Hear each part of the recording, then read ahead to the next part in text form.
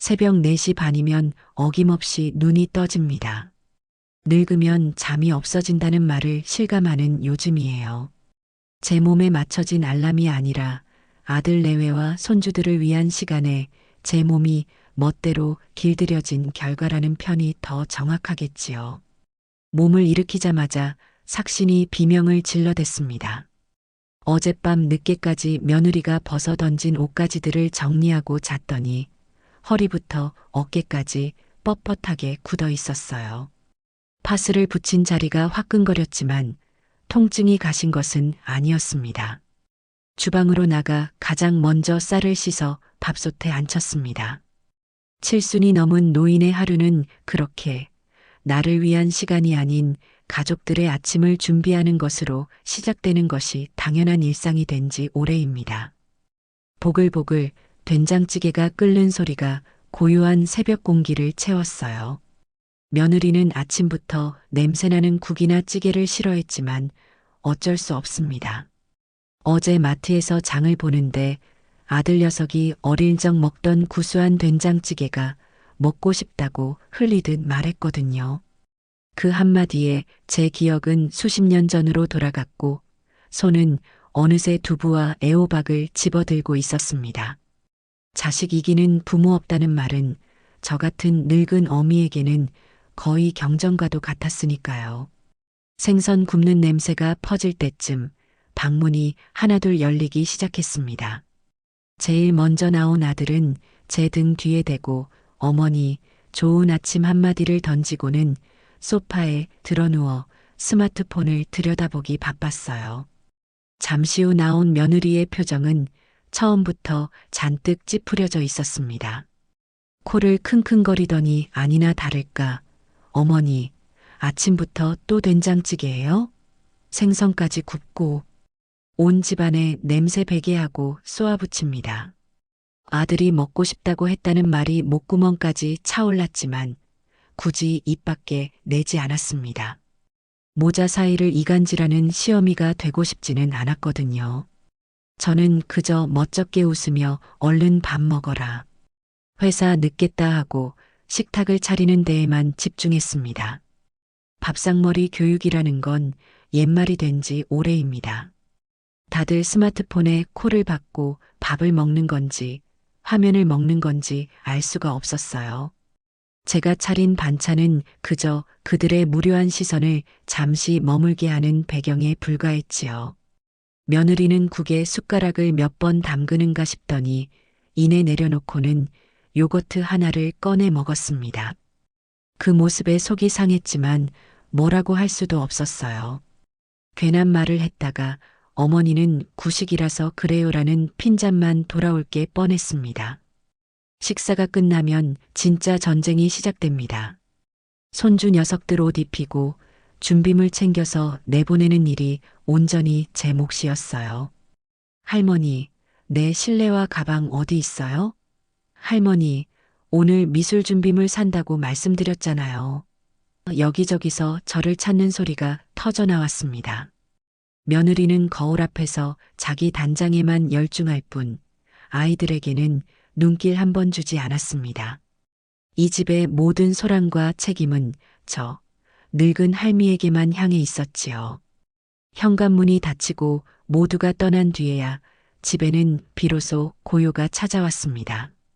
하지만 그 고요함 속에서 저를 기다리는 것은 휴식이 아니라 산더미 같은 설거지와 청소였습니다. 이 집은 제 명의로 된 엄연한 제 집이었지만 저는 이 집의 주인이 아니라 가장 나이 많은 무급 가사도우미일 뿐이었어요. 오후 내내 허리를 두드려가며 집안일을 마치고 소파에 잠시 앉아 숨을 돌리는데 며느리에게서 전화가 걸려왔습니다. 오늘 저녁은 친구들과 약속이 있어 늦는다며 아이들 저녁이나 잘 챙겨달라는 용건이었습니다. 알았다고 대답하는 제 목소리에는 기운이 하나도 없었어요. 저녁 메뉴를 고민하며 냉장고를 뒤지는데 문득 서러운 마음이 북받쳐 올랐습니다. 나도 가끔은 남이 차려준 따뜻한 밥 한 끼 편안하게 먹고 싶다는 생각. 하지만 그것은 제게 허락되지 않은 사치였습니다. 한평생 자식을 위해 또 그 자식이 낳은 손주들을 위해 희생하는 것이 제게 주어진 운명이라고 그렇게 믿으며 살아왔으니까요. 그날 오후였습니다. 거실 소파에 잠시 앉아 뻐근한 무릎을 주무르고 있는데 퇴근한 며느리가 방으로 쏙 들어가더니 친구와 통화를 시작했어요. 방문이 살짝 열려 있었고 며느리의 목소리는 평소보다 한 톤 높아져 있었습니다. 애써 무시하려 했지만 제 이름이 들리는 순간 모든 신경이 그쪽으로 쏠렸습니다. 우리 어머님? 아이고 말도 마. 맨날 허리 아프다. 무릎 쑤신다. 아주 노래를 부르시면서 적금 통장은 또 악착같이 붙는다니까? 진짜 웃기지 않니? 제 심장이 쿵 하고 바닥으로 떨어지는 소리가 들리는 듯 했습니다. 손에 들고 있던 돋보기가 바닥으로 툭 떨어졌지만 그것을 주울 생각조차 하지 못했어요. 며느리의 목소리는 조롱과 경멸을 가득 담은 채 계속 이어졌습니다. 세상에, 요즘 세상에 누가 그렇게 살아? 자식들한테 다 물려주고 갈 거면서. 아니, 물려주기나 하면 다행이지. 꽁꽁 싸매고 있다가 가시면 뭐 어쩔 건데. 한바탕 요란한 웃음소리가 열린 문틈으로 새어나왔습니다. 그 웃음소리는 날카로운 유리 조각이 되어 제 가슴에 박히는 듯 했어요. 그리고 제 남은 생을 송두리째 부정하는 마지막 한마디가 들려왔습니다. 어차피 관 뚜껑 덮으면 그만인데 그 푼돈 모아서 뭐 하시겠대. 그러다 병원비로 다 쓰면 자식들만 고생이지. 차라리 그 돈으로 우리 애들 학원이나 하나 더 보내주시면 얼마나 좋아. 안 그래? 온몸의 피가 차갑게 식는 기분이었습니다. 제가 한 달에 10만 원, 20만 원 아끼고 아껴가며 붓고 있는 그 적금이 며느리에게는 그저 푼돈이자 자식 고생시키는 이기심으로 보였던 겁니다. 혹시라도 아들 내외에게 무슨 일이 생기면 보태주려고 손주 녀석들 대학 갈 때 등록금이라도 보태주고 싶어서 아니 정말 마지막에는 남에게 아쉬운 소리 안 하고 내 손으로 내 장례라도 치르고 싶어서 악착같이 모았던 돈이었습니다. 제 평생의 마음이 그 모든 세월이 한순간에 모욕당하고 짓밟혔습니다. 저는 조용히 자리에서 일어나 제 방으로 들어왔습니다. 손끝이 파르르 떨리고 숨이 제대로 쉬어지지 않았어요. 방문을 닫고 침대에 걸터 앉았지만 며느리의 웃음소리와 관 뚜껑 덮으면 그만이라는 말이 귓가에서 떠나지 않았습니다. 그날 밤 저는 뜬 눈으로 밤을 지새웠습니다. 캄캄한 방 안에 누워 천장을 바라보는데 수십 년의 세월이 파노라마처럼 스쳐 지나갔습니다. 시장에서 콩나물값 몇백 원을 깎으려 실랑이를 벌이던 젊은 날에나 내 옷 한 벌 사 입는 대신 아들 녀석 운동화 한 켤레를 더 사주며 뿌듯해하던 나. 결혼 반지를 팔아 아들의 대학 등록금을 마련하고 텅 빈 손가락을 보며 그래도 잘했다고 스스로를 위로하던 나. 그 모든 희생과 헌신이 주마등처럼 흘러갔습니다. 그런데 그 끝에 남은 것이 무엇이었을까요? 관 뚜껑 덮으면 그만. 며느리의 말이 저주처럼 제 머릿속을 맴돌았습니다. 처음에는 분하고 원통해서 눈물이 났지만 시간이 흐를수록 이상하게도 정신이 맑아졌습니다. 그래, 그의 말이 틀리지 않았다. 이대로 내가 갑자기 쓰러져 죽기라도 한다면 정말 그걸로 끝이었다. 내 이름 석자, 오숙자의 인생은 어디에도 없이 그저 김진구의 어머니, 박시영의 시어머니, 아이들의 할머니로 살다가 끝나는 것이었습니다. 내가 아등바등 모은 돈은 결국 저들의 새 차를 사고 명품 가방을 사는 데 쓰이겠지요. 그리고 그들은 내 제사상 앞에서 살아생전 참 고생만 하다 가셨지라며 동정인지 연민인지 모를 말을 짓거릴 겁니다. 그 모습이 눈앞에 선하게 그려지자 소름이 돋았습니다. 자리에서 벌떡 일어나 창문을 열었습니다. 차가운 새벽 공기가 훅 끼쳐 들어와 제 뺨을 때렸습니다. 도시의 불빛이 멀리서 깜빡이고 있었어요. 저 수많은 불빛 아래 얼마나 많은 사람들이 나처럼 살고 있을까? 아니, 이제 그런 건 중요하지 않았습니다. 중요한 것은 바로 나 오숙자였습니다. 관 뚜껑 덮기 전에 나를 위해 살아야겠다. 그것은 분노나 복수심에서 나온 결론이 아니었습니다. 너무나 오랫동안 잊고 살았던 내 삶에 대한 예의이자 마지막 존엄을 지키기 위한 처절한 깨달음이었어요. 이제껏 남편과 자식, 손주들의 인생에 내 인생을 땔감처럼 태워 불을 지펴주었다면 이제는 남은 장작을 끌어모아 오롯이 나를 위한 온기를 만들어야 했습니다.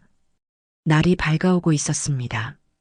창밖이 푸르스름하게 변하는 것을 보며 저는 굳게 결심했습니다. 이 집을 팔 겁니다. 그리고 저들이 없는 곳으로 떠날 겁니다. 내가 평생을 바쳐 모은 돈으로 나를 위한 시간을 살 겁니다. 이제 더 이상 누군가를 위한 희생은 없습니다. 며느리의 그 잔인한 한마디는 제 남은 인생의 방향을 완전히 틀어버린 가장 고마운 독설이 되어버렸습니다. 저는 어둠 속에서 조용히 미소 지었습니다. 진짜 내 인생은 바로 오늘부터 시작될 참이었습니다. 다음 날 아침 저는 평소와 똑같은 시간에 일어나 밥을 안 쳤습니다. 속은 천불이 끓고 있었지만 얼굴에는 아무것도 드러내지 않았어요. 수십 년간 감정을 숨기는 데에는 이골이 난 사람이 바로 저였으니까요. 아침상에는 냄새가 덜 나는 맑은 콩나물국을 올렸습니다. 며느리는 말없이 밥을 먹었고 아들은 어제 먹었던 된장찌개가 더 좋았다고 투덜거렸습니다. 저는 그저 오늘은 이걸로 먹어라 하고 무심하게 답했습니다.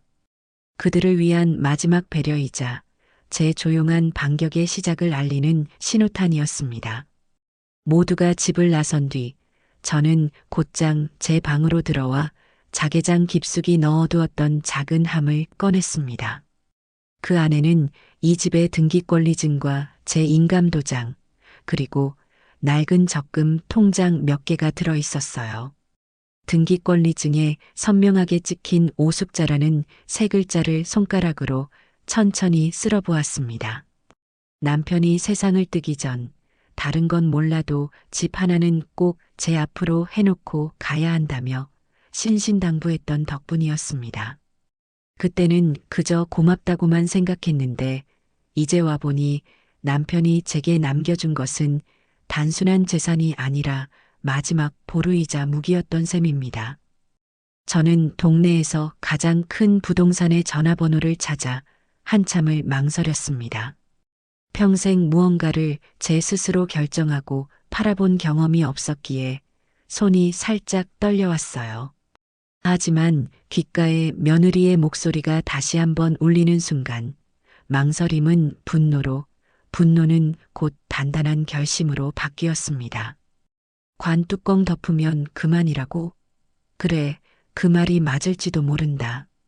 하지만 그 뚜껑을 덮기 전에 내 인생의 주인 노릇 한번 제대로 해봐야 하지 않겠느냐. 저는 떨리는 손으로 번호를 눌렀습니다. 수화기 너머의 젊은 남자는 제 목소리가 노인의 것이라 그런지 처음에는 대수롭지 않게 응대하는 듯 했습니다. 하지만 제가 팔려고 내놓은 집의 주소와 평수를 말하자 그의 목소리 톤이 미세하게 바뀌는 것을 느낄 수 있었어요. 아마도 이 동네에서는 꽤 큰 평수에 속하는 제법 값나가는 주택이었기 때문이겠지요. 그는 당장이라도 방문해서 집 상태를 보고 시세를 상담해 주겠다고 했습니다. 저는 아들 내외가 퇴근하기 전 오후 시간에 약속을 잡았습니다. 전화를 끊고 나니 심장이 쿵쾅거렸습니다. 두려움이 아니라 아주 오랜만에 느껴보는 짜릿한 흥분이었습니다. 약속한 시간에 찾아온 부동산 중개인은 생각보다 더 젊고 깍듯했습니다. 그는 집을 둘러보며 연신 감탄사를 내뱉었어요. 관리가 잘 되어 있고 위치도 좋아서 금방 새 주인을 찾을 수 있을 거라고 했습니다. 저는 그에게 단 한 가지 조건만을 내걸었습니다. 가격을 조금 깎아주더라도 좋으니 최대한 빨리 그리고 조용히 처리해 주셨으면 합니다. 제 단호한 말투에 중개인은 잠시 의아한 표정을 지었지만 이내 비즈니스적인 미소로 답하며 최선을 다하겠다고 약속했습니다. 그는 돌아가면서 혹시 자녀분들은 이 사실을 알고 계시냐고 조심스럽게 물었습니다. 저는 굳은 얼굴로 대답했어요. 내 집을 내가 파는데 자식들 허락까지 받아야 할 이유는 없잖습니까? 그날 저녁 집에 돌아온 며느리의 기분이 유난히 좋아 보였습니다. 무슨 좋은 일이라도 있나 싶었는데 저녁 식사가 끝나자마자 과일 접시를 제 앞에 밀어놓으며 입을 열었습니다. 어머니, 저희 차 바꿀 때가 한참 지났잖아요. 이번에 새로 나온 차가 있는데 승차감도 좋고 애들 태우기에도 안전하고 딱이겠더라고요. 저는 말없이 과일만 깎았습니다. 며느리는 제 반응에 아랑곳하지 않고 말을 이었습니다. 이 집 어차피 나중에 저희가 물려받을 거잖아요. 그러니 어머니께서 새 차 사는데 좀 보태주세요. 나중에 주실 유산 미리 좀 당겨 쓴다고 생각하시면 되잖아요. 안 그래요, 여보? 그 애는 소파에 누워 텔레비전을 보던 아들을 향해 동의를 구했습니다. 아들은 잠시 머뭇거리더니 어머니 형편 되시면 좀 도와주시면 좋죠라며 기어들어가는 목소리로 거들었습니다. 저는 천천히 과도를 내려놓고 그 애의 얼굴을 똑바로 쳐다보았습니다. 제 눈빛이 평소와 다르다는 것을 느꼈는지 며느리의 얼굴에 떠올랐던 탐욕스러운 미소가 살짝 옅어졌어요. 저는 입꼬리만 살짝 올려 웃으며 말했습니다. 생각 좀 해보마. 제 대답은 그것이 전부였습니다. 긍정도 부정도 아닌 애매한 대답에 며느리의 얼굴이 순간 굳어지는 것이 보였어요. 아마 당연히 그래라 하는 대답을 기대했겠지요. 제가 돈 문제에 있어서는 늘 자식들에게 약했으니까요. 하지만 이번에는 달랐습니다. 그 애는 무언가 더 말하려다 입술만 달싹이고는 이내 꼭 긍정적으로 생각해 주세요. 어머니라는 말을 남기고 방으로 획 들어가 버렸습니다. 문이 쾅 닫히는 소리가 들렸어요. 저는 그 소리를 들으며 속으로 생각했습니다. 내년 차값은 너가 벌어서 사거라. 나는 그 돈으로 내 인생을 살아야겠다. 그 후 며칠간 집을 보러 오겠다는 부동산에 연락이 올 때마다 저는 가슴을 졸여야 했습니다. 아들 내외가 없는 시간을 틈타 약속을 잡고 집을 보러 온 사람들이 다녀간 흔적을 지우는 것은 첩보 작전을 방불케 했어요. 그들은 하나같이 집을 마음에 들어 했지만 제가 원하는 신속한 거래와는 조금씩 거리가 있었습니다. 그러던 어느 날 부동산 중개인에게서 다급한 연락이 왔습니다. 해외로 이민을 가기 위해 집을 급하게 처분하고 자녀들 학교 때문에 이 동네로 이사 오려는 사람이 나타났다는 것이었어요. 그쪽도 사정이 급한 만큼 시세보다 조금 낮은 가격에라도 계약할 의사가 있다는 말이었습니다. 저는 망설일 필요도 없었습니다. 그렇게 하시지요. 당장 계약합시다. 며느리가 요구했던 새 차 한 대 값을 시원하게 깎아준 셈 치기로 했습니다. 그깟 돈 몇 푼보다 이 지긋지긋한 집에서 하루라도 빨리 벗어나는 것이 제게는 더 중요했으니까요.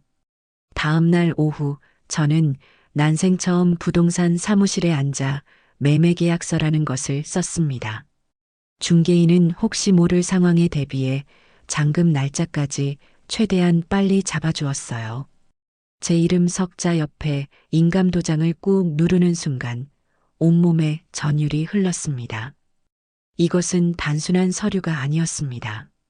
지난 수십 년간의 억울함과 체념의 세월에 마침표를 찍고 제2의 인생을 시작하겠다는 단단한 선언이었습니다.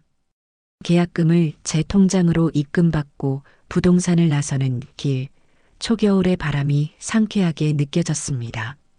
저는 누구에게도 들키지 않을 만큼 작은 미소를 지었습니다. 이제 주사위는 던져졌습니다. 잔금 날짜까지는 한 달 남짓의 시간이 있었습니다. 그동안 저는 폭풍전야의 고요함 속에서 차근차근 제 계획을 실행에 옮겼습니다. 가장 먼저 한 일은 이삿짐을 꾸리는 것이었어요. 하지만 제 이삿짐은 놀라울 정도로 단출했습니다. 자개장 안에 고이 모셔두었던 친정어머니의 유품 몇 가지와 빛바랜 사진첩들, 그리고 사계절을 날만한 제 옷가지 몇 벌이 전부였습니다. 통장과 도장, 귀중품들은 작은 손가방에 따로 챙겼습니다. 거실을 가득 채운 푹신한 소파도 며느리가 혼수로 해왔다며 자랑하던 커다란 냉장고도 손주들의 책으로 가득 찬 책장도 모두 그대로 두었습니다. 그것들은 제 것이 아니었으니까요. 어차피 물려받을 집이라고 했으니 그 안에 있는 살림살이까지 모두 물려주고 갈 생각이었습니다. 그들이 이 집을 팔고 나갈 때 저 가구들을 처분하느라 얼마나 골치를 썩을지 상상하니 벌써부터 속이 다 시원했습니다. 이삿짐 센터에는 가장 작은 용달차 한 대를 예약했습니다. 제 인생을 옮기는 데에는 그리 큰 차가 필요하지 않았습니다. 결전의 날은 주말로 잡았습니다. 마지막으로 제 손으로 차린 밥을 먹이고 싶다는 어미로서의 미련인지 혹은 최후의 만찬을 베푸는 집행관의 심정이었는지는 저도 잘 모르겠습니다.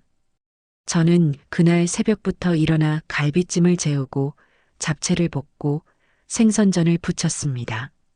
평소라면 냄새가 난다고 질색했을 며느리도 상다리가 휘어지게 차려진 음식을 보더니 웬일이냐는 듯한 표정을 지으면서도 젓가락을 바삐 움직였습니다.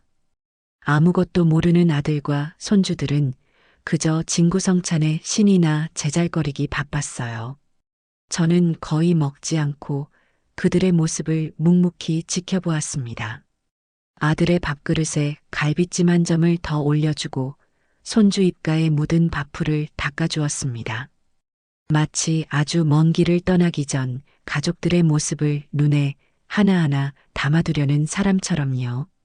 식사가 거의 끝나갈 무렵 저는 따뜻한 녹차를 한 잔씩 돌렸습니다. 그리고 깊게 숨을 들이마셨다가 내쉰 뒤 제 인생을 건 한마디를 내뱉었습니다. 나 이 집 팔았다. 고요했습니다. 텔레비전에서 흘러나오는 소리만이 유일한 소음인 듯 느껴졌어요. 아들과 며느리는 제가 무슨 말을 했는지 이해하지 못했다는 듯 멍한 표정으로 저를 바라보았습니다. 아들이 먼저 어색하게 웃으며 입을 열었습니다. 어머니, 무슨 농담을 그렇게 하세요? 밥 먹다가 체하겠네. 저는 농담하는 얼굴이 아니었습니다. 제 표정을 살핀 며느리의 얼굴이 조금씩 굳어지기 시작했어요. 저는 품속에서 얼마 전 받아두었던 매매계약서 사본을 꺼내 식탁 위에 올려놓았습니다. 다음 달 15일이 잔금 날이다. 그 전에 너희는 이 집에서 나가야 할 게야. 계약서에 찍힌 부동산 직인과 제 도장을 확인한 며느리의 얼굴이 하얗게 질려갔습니다. 그 애는 믿을 수 없다는 듯 저와 계약서를 번갈아 쳐다보더니 이내 날카로운 목소리로 소리쳤습니다. 어머니, 지금 이게 뭐예요? 저희랑 상의 한마디도 없이 어떻게 집을 팔 수가 있어요? 미치셨어요? 드디어 가면이 벗겨지고 본색이 드러나는 순간이었습니다. 저는 찻잔을 내려놓으며 차분하게 그 애를 마주 보았습니다. 내가 내 집을 파는데 왜 내 허락을 받아야 하지? 그야 이 집은 당연히 저희가 물려받을 집이니까요. 저희 인생 계획에 다 포함되어 있던 거라고요. 그런데 어머니가 이렇게 하루아침에 팔아버리면 우린 어디 가서 살라고요? 길바닥에 나앉으란 말씀이세요? 며느리는 고래고래 악을 쓰며 달려들 기세였습니다. 그 옆에서 안절부절 못하던 아들이 다급하게 제 팔을 붙잡았습니다. 어머니, 제발이요. 이게 대체 무슨 일이에요? 네. 며느리 말 좀 진정시키고 차근차근 다시 얘기해요. 저는 아들의 손을 뿌리치며 단호하게 말했습니다. 진정은 내 마누라나 시키거라. 그리고 너가 살 집은 너가 벌어서 구해야지. 왜 늙은 어미한테서 찾고 있어? 내가 내 집까지 책임져 줘야 할 의무는 없다. 제 단호한 태도에 아들은 아무 말도 못하고 입만 벙긋거렸습니다. 며느리는 이제 분노를 넘어 거의 발악에 가까운 상태였어요. 어머니, 정말 이렇게까지 하실 거예요? 좋아요. 그럼 집 한 돈 내놓으세요. 우리가 이 집에서 어머니 모시고 산 세월이 얼만데 그에 대한 보상은 해주셔야 할 거 아니에요. 기가 막혀서 헛웃음이 나왔습니다. 제 집에 얹혀 살면서 저를 무급 가사도우미로 부려먹고 제 재산을 자기 것인 양력이던 애가 이제는 보상금을 요구하고 있었습니다. 너가 날 모셨니? 내가 너희를 건사했지. 착각도 유분수구나. 그리고 그놈의 관 뚜껑 타령하던 애가 돈은 뭐하러 받아가려고? 어차피 너도 관 뚜껑 덮으면 그만일 텐데. 제 입에서 관 뚜껑이라는 말이 나오는 순간 며느리의 얼굴이 새하얗게 질리다 못해 시퍼렇게 변했습니다. 자기가 했던 말을 제가 똑똑히 기억하고 있다는 사실에 충격을 받은 모양이었어요. 그 애는 잠시 말을 잃고 저를 쳐다보다가 이게 정말 하는 말과 함께 자기 방으로 뛰어들어가 버렸습니다. 잠시 후 방 안에서는 무언가를 집어 던지는 요란한 소리와 함께 울음 섞인 고함이 터져 나왔습니다. 거실은 한순간에 아수라장이 되었습니다. 저는 그 모든 소란을 뒤로 한 채 제 방으로 들어와 조용히 문을 닫았습니다. 시끄러운 소음 너머로 제 심장은 놀랍도록 평온했습니다. 이삿날은 생각보다 빨리 다가왔습니다. 그동안 집안 분위기는 살얼음판 그 자체였어요. 며느리는 저를 없는 사람 취급했고 아들은 제 눈치를 보며 한숨만 푹푹 내쉬었습니다. 그들은 저를 설득하려 들기도 하고 화를 내기도 했지만 제 결심은 흔들리지 않았습니다. 저는 그저 묵묵히 제 짐을 정리하고 새로 이사갈 곳의 부동산과 연락을 주고받을 뿐이었습니다. 드디어 약속한 날짜, 저는 아침 일찍 모든 준비를 마쳤습니다. 예약해둔 작은 용달차가 집 앞에 도착했을 때 저는 마지막으로 집을 한번 둘러보았습니다. 제 젊은 날의 모든 희로애락이 담겨 있던 이 공간과 작별 인사를 고했습니다. 거실로 나오자 출근 준비를 하던 아들 내외가 착잡한 표정으로 저를 바라보고 있었어요. 어머니, 정말 가시게요? 저희랑 같이 살기 싫으시면 저희가 분가할게요. 제발 집 한 돈은 저희 주세요. 네. 아들의 마지막 애원은 처량하기 짝이 없었습니다. 저는 아들의 어깨를 한번 두드려주며 말했습니다. 친구야, 이제 너도 내 가정을 책임질 나이다. 이 어미는 이제 내 인생을 좀 살아봐야겠다. 그리고 며느리를 향해 고개를 돌렸습니다. 그동안 신세 많았다. 앞으로는 내 힘으로 잘 살아보거라. 제 말에 며느리는 입술을 깨물며 저를 노려볼 뿐 아무 대답도 하지 않았습니다. 저는 더 이상 미련 없이 현관문을 열고 밖으로 나섰습니다. 등 뒤로 문이 닫히는 소리가 들렸고 그것으로 모든 것이 끝났습니다. 제가 새로 정착한 곳은 강원도 속초, 바다가 보이는 작은 신축 오피스텔이었습니다. 서울의 복잡한 아파트를 떠나 탁 트인 동해를 마주하니 가슴속에 응어리져 있던 것들이 전부 씻겨 내려가는 기분이었어요. 이삿짐이라고 해봐야 옷 몇 가지와 작은 소품들이 전부였기에 정리는 금방 끝났습니다.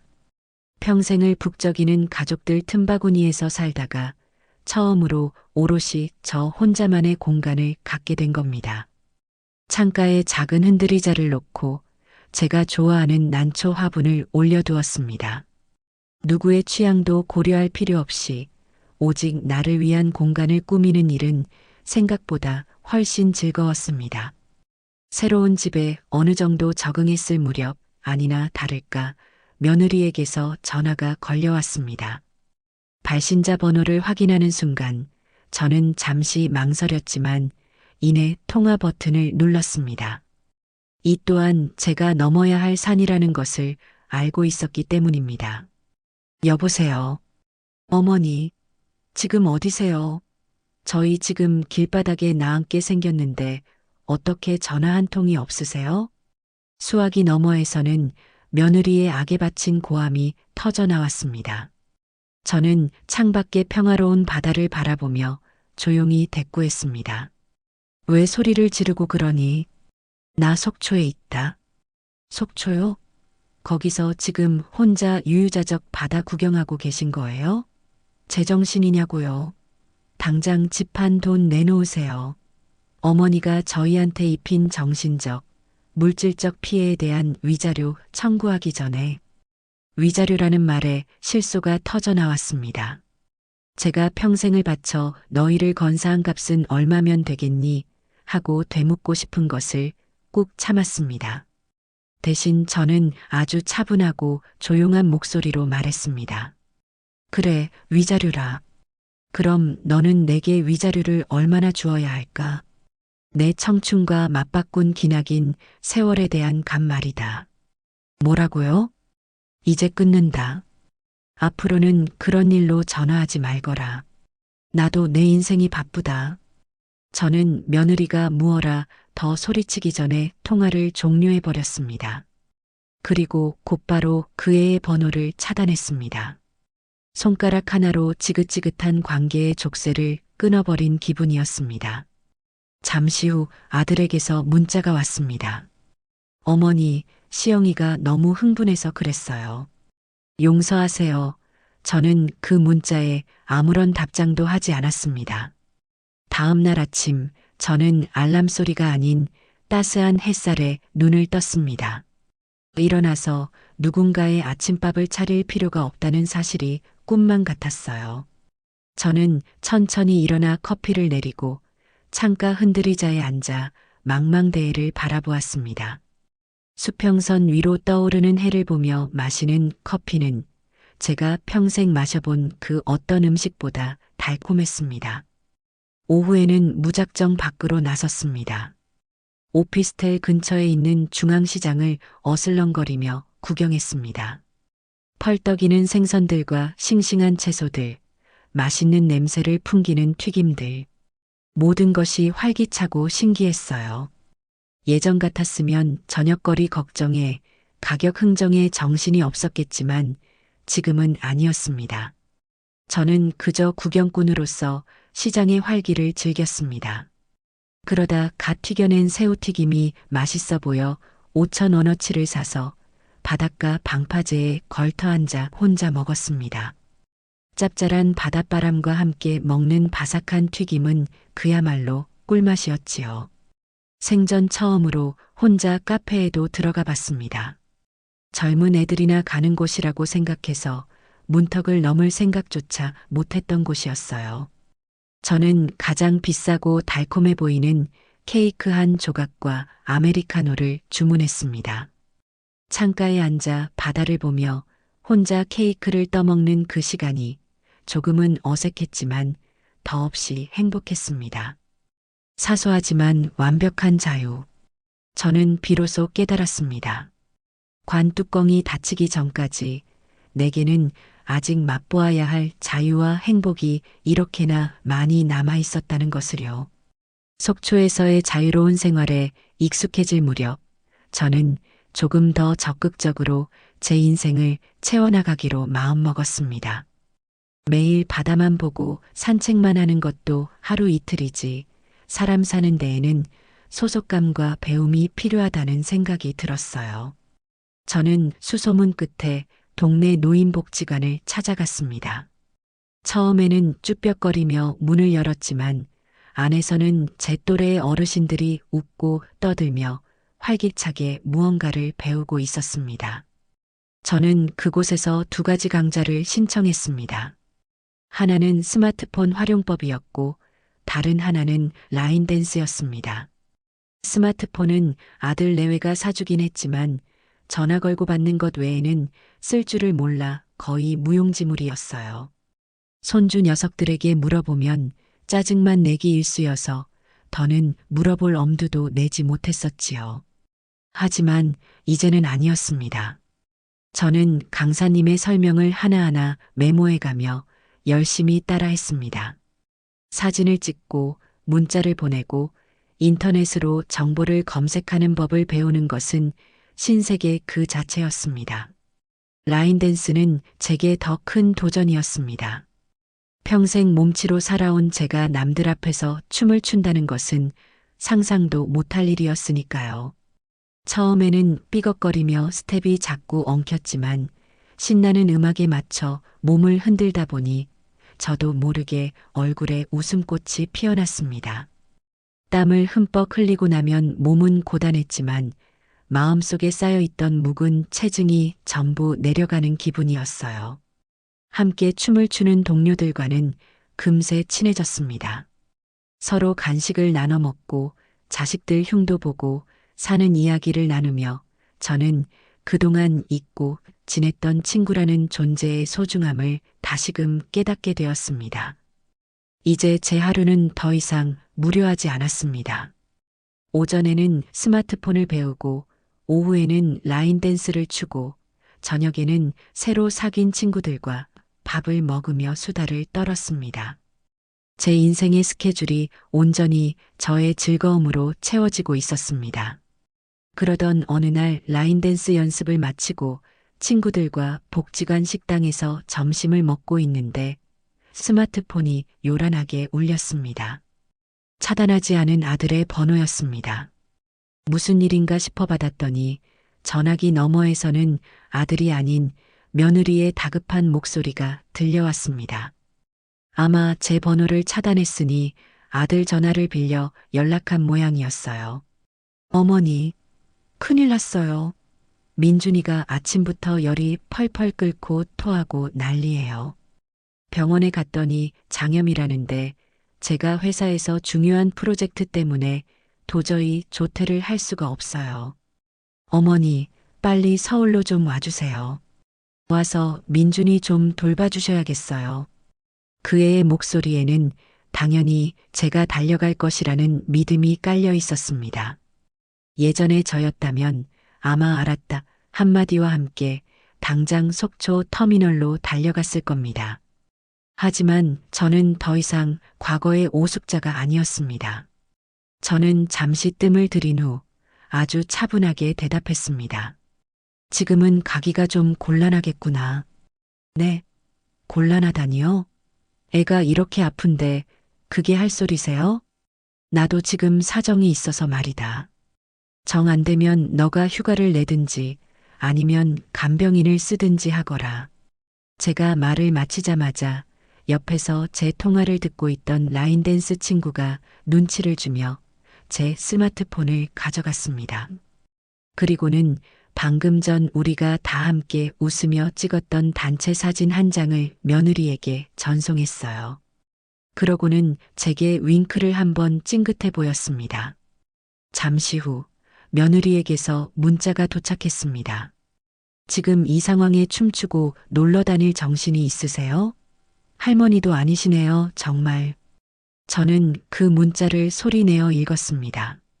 그러자 친구들이 뭐가 그리 웃긴지 다 함께 박장대소를 했습니다. 한 친구가 제 어깨를 두드리며 말했습니다. 아이고, 숙자씨. 할머니이기 전에 사람이지. 아주 잘했어.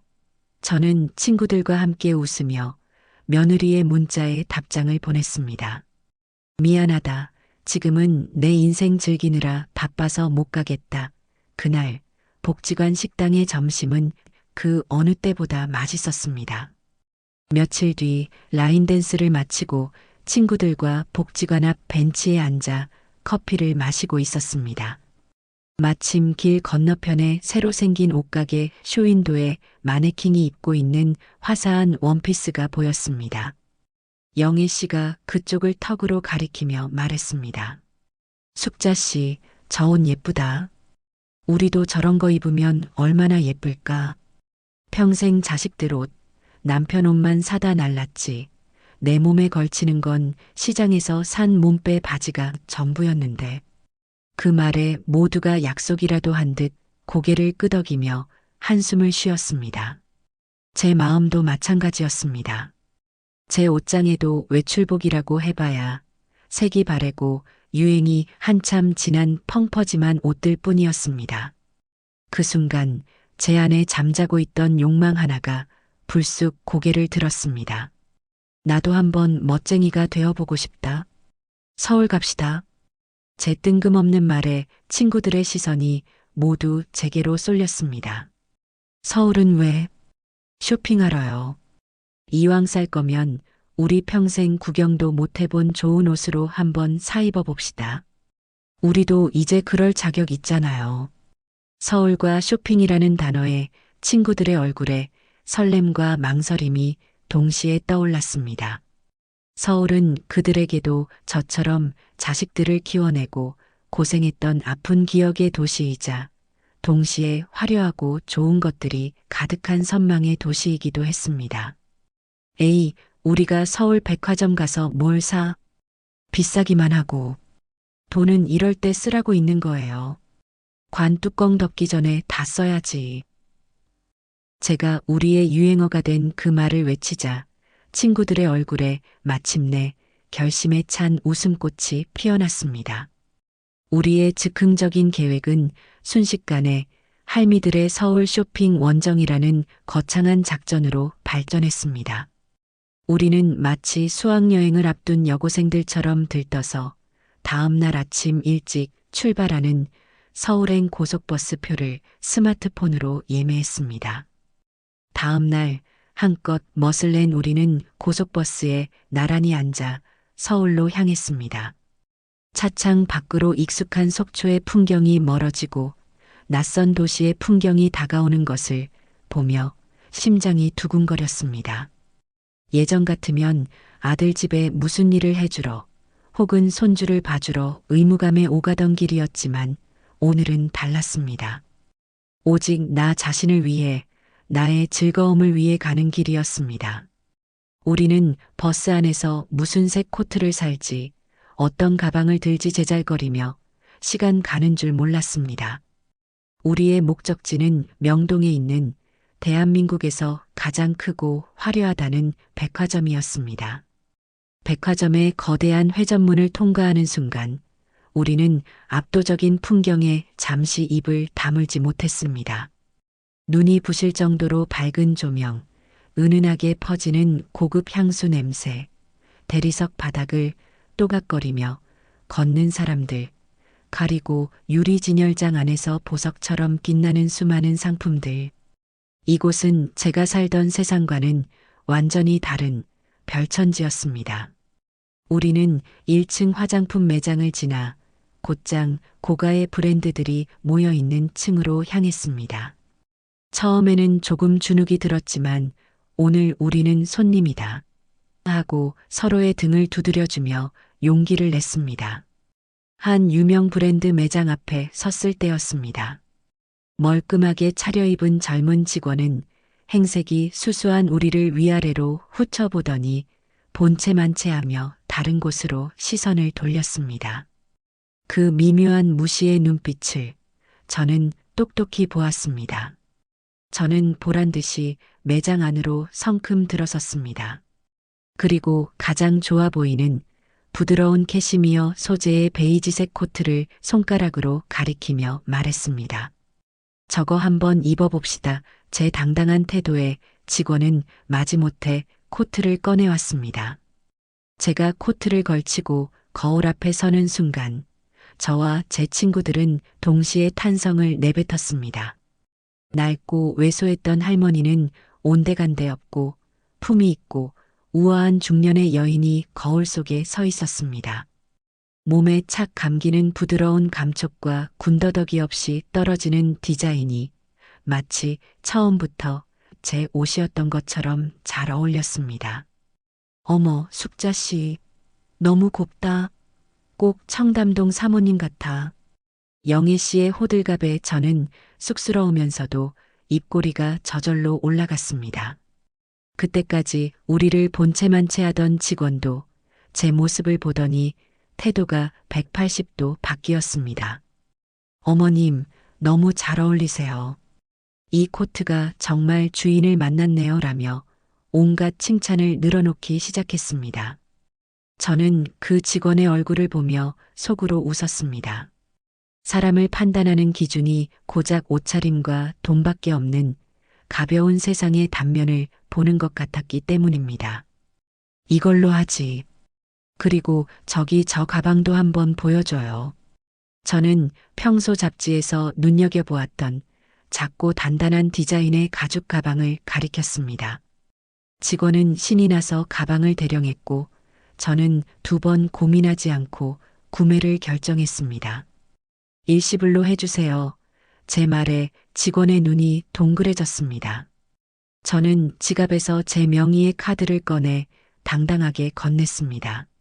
수백만 원이 넘는 금액이 결제되는 동안 저는 아무렇지도 않은 표정으로 서 있었습니다.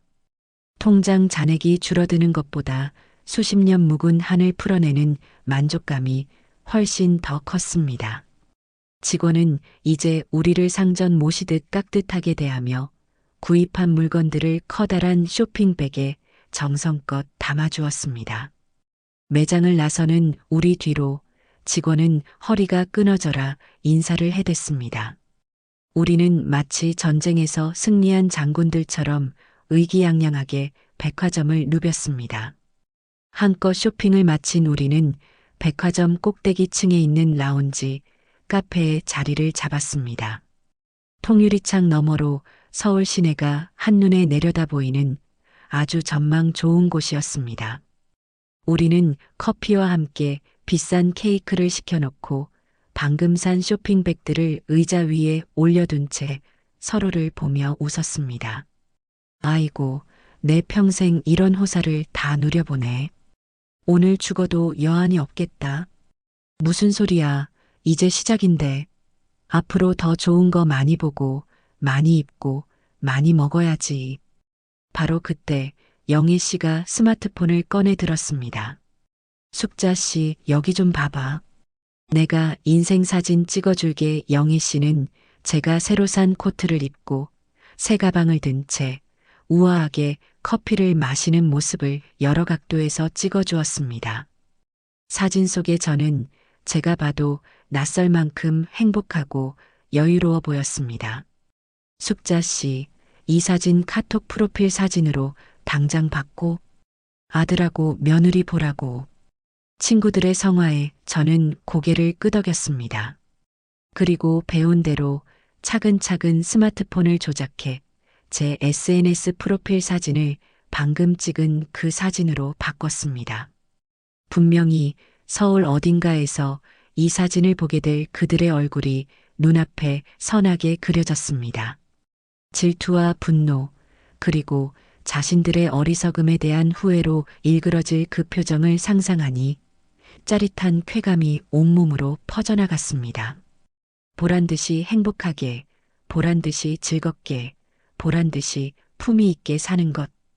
그것이야말로 그들의 속물적인 근성에 가하는 가장 완벽한 복수이자 제 자신에게 주는 가장 값진 선물이었습니다. 속초로 돌아오는 버스 안에서 저는 창밖의 어둠을 바라보며 새로 산 코트를 부드럽게 쓸어보았습니다. 이것은 단순한 옷 한 벌이 아니었습니다. 과거의 오숙자에게 작별을 고하고 새로운 오숙자로 다시 태어났다는 증표였습니다. 제 옆에서 꾸벅꾸벅 졸고 있는 친구들의 모습을 보며 저는 조용히 미소 지었습니다. 우리의 진짜 인생은 이제부터가 시작이었습니다. 제가 속초에서 새로운 삶의 단맛을 느끼고 있을 무렵 서울에 남은 아들 내외에게는 혹독한 현실의 추위가 닥치기 시작한 모양이었습니다. 그 소식은 하나뿐인 제 여동생을 통해 들려왔습니다. 가끔씩 안부를 묻기 위해 통화를 하곤 했는데 어느 날 동생이 조심스럽게 입을 열었습니다.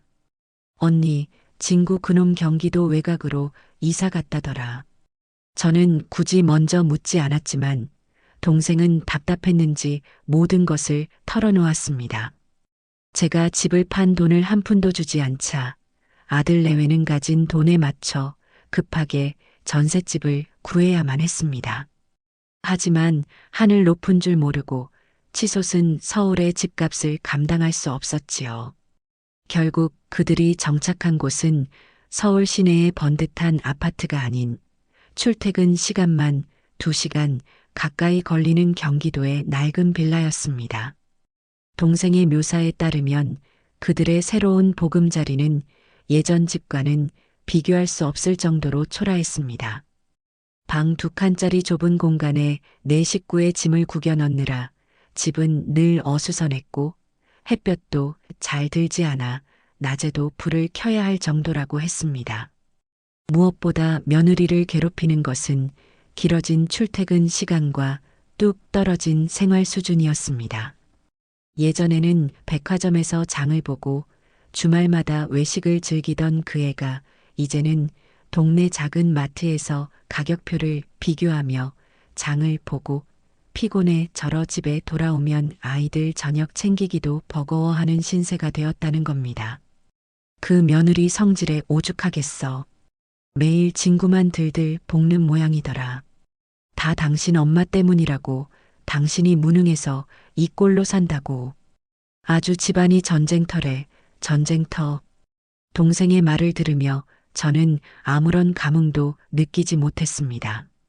안타깝거나 혹은 고소하다는 생각조차 들지 않았어요. 그저 그런가 보다 싶을 뿐이었습니다. 그것은 이제 더 이상 제 인생과 상관없는 다른 세상의 이야기처럼 들렸습니다. 저는 그저 애들만 고생이겠네. 진작 정신 차리고 제 앞가림을 했어야지 하고 덤덤하게 말할 뿐이었습니다. 전화를 끊고 창밖을 내다보았습니다. 속초의 하늘은 동생이 묘사한 서울의 잿빛 하늘과는 달리 구름 한 점 없이 파랗고 높았습니다. 얼마 지나지 않아 제 예언은 현실이 되었습니다. 주말 늦은 저녁 아들에게서 전화가 걸려왔습니다. 평소와는 다른 무겁게 가라앉은 목소리였습니다. 한참을 뜸들이며 안부를 묻는 등 횡설수설하던 아들은 마침내 본론을 꺼냈습니다. 어머니 다름이 아니라 제가 정말 염치 없지만 부탁 하나만 드릴게요. 무슨 일이냐? 생활비가 너무 부족해서요. 시영이 월급날은 아직 멀었고 이번 달 카드값이 생각보다 많이 나와서 정말 죄송한데 돈 좀 빌려주실 수 없을까요? 500만 원만이라도요. 다음 달에 보너스 나오면 바로 갚겠습니다. 아들의 목소리는 거의 기어들어갈 지경이었습니다. 저는 잠시 눈을 감았습니다. 아들의 목소리를 들으니 과거 제가 겪었던 수많은 가난의 순간들이 떠올랐습니다. 돈이 없어 쩔쩔매고 자존심을 구겨가며 남에게 아쉬운 소리를 해야 했던 그 서러운 순간들. 하지만 동정심이 들지는 않았습니다. 지금 아들이 겪는 곤란은 스스로 자초한 결과였으니까요. 진구야, 내 어머니, 너도 이제 40이 넘은 가장이다. 내 월급으로 내 가정을 꾸려나가는 건 당연한 책임이야. 없는 살림에 아이들 키우는 게 얼마나 힘든지 나도 잘 안다. 하지만 그건 너가 해결해야 할 문제지. 내가 해결해 줄 문제가 아니야. 제 목소리는 냉정하리만치 차분했습니다. 아들은 무어라 변명하려 했지만 저는 말을 잘랐습니다. 그리고 이 돈은 내 노후 자금이다. 내가 앞으로 병들고 힘 떨어졌을 때 누구에게도 아쉬운 소리 안 하고 내 몸 하나 건사하려고 평생 아껴 모은 돈이야. 너도 내 자식들한테 손 벌리는 부모가 되고 싶지는 않을 것 아니냐. 그러니 이 돈은 한 푼도 줄 수 없다. 그렇게 알 거라. 수화기 너머에서는 한동안 아무 소리도 들려오지 않았습니다. 아들의 거친 숨소리만이 희미하게 들려왔어요. 잠시 후 아들은 알겠습니다. 어머니. 죄송합니다라는 말을 남기고 전화를 끊었습니다. 저는 끊어진 전화를 들고 한참을 서 있었습니다. 마음 한구석이 아예 쓰리지 않았다면 거짓말이겠지요. 그래도 어미인데 자식의 고통을 어찌 완전히 외면할 수 있겠습니까? 하지만 저는 알고 있었습니다. 지금 제가 베푸는 온정이 결국 아들을 더 깊은 무책임의 늪으로 빠뜨릴 뿐이라는 것을요. 튼튼한 뿌리를 내리려면 비바람을 스스로 견뎌내는 법을 배워야만 했습니다. 그들의 불행은 거기서 그치지 않았습니다. 며칠 뒤, 이번에는 먼 친척뻘 되는 아주머니에게서 연락이 왔습니다. 동네 부녀회에서 활동하며 온갖 소문을 꿰고 있는 분이었어요. 그분은 마치 큰 비밀이라도 알려주는 양 목소리를 낮춰 말했습니다. 숙자야, 너 들었니? 내 아들 내외 아주 난리도 아니란다. 며칠 전에는 밤에 부부싸움을 얼마나 시끄럽게 했던지 옆집에서 경찰에 신고까지 했다지 뭐니? 며느리는 이게 다 당신 엄마 때문이다. 그깟 노망난 늙은이 하나. 제대로 휘어잡지 못해서 우리 인생까지 망쳤다고 소리를 빽빽 지르고 아들은 아들대로 도대체 누구 입 때문에 이렇게 된 건데? 하고 맞서면서 멱살잡이까지 했다는구나. 아이고, 애들 앞에서 그게 무슨 꼴이람. 저는 그 말을 들으며 관 뚜껑 운운하던 며느리의 오만하고 자신만만했던 얼굴을 떠올렸습니다. 자신이 뿌린 말의 씨앗이 이제 가시돋친 열매가 되어 자신의 삶을 찌르고 있는 셈이었습니다. 그들의 관계는 서로에 대한 사랑과 신뢰가 아닌 시어머니의 집과 재산이라는 불안정한 기반 위에 세워진 모래성이었던 겁니다. 이제 그 기반이 사라지자 성은 속절없이 무너져 내리고 있었습니다.